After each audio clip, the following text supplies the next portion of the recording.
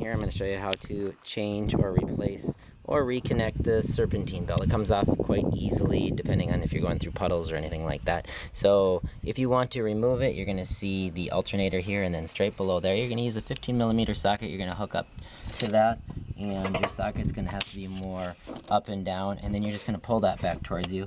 That's going to loosen up the tension, and as you pull that back towards you, here's the tensioner pulley, and then towards you. You can't see it here. Start the process.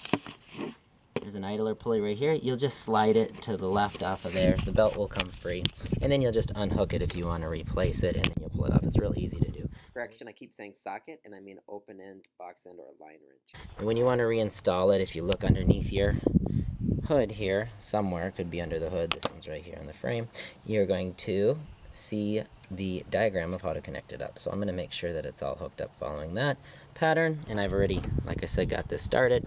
So now that I've got it all looped back in, pushed it through, have it over all my wheels, I double check, make sure it looks good, and then it's seated appropriately. This one right here is not.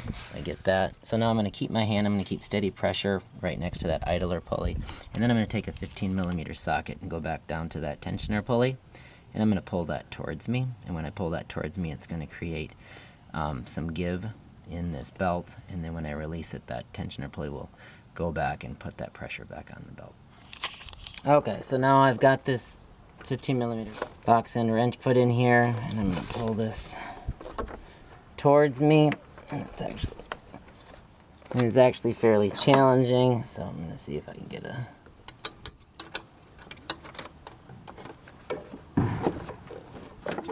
another wrench on there. I hooked another box end wrench up onto there, and this is giving me a little bit more leverage.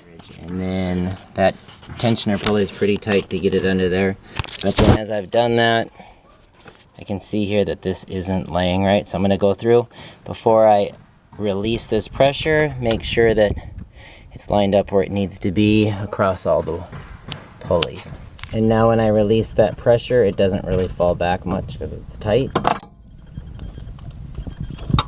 We'll remove and then once you're all done, you're going to make sure that the serpentine belt goes over all the pulleys and is lined up correctly before you get it started. And this one is. Please like and subscribe.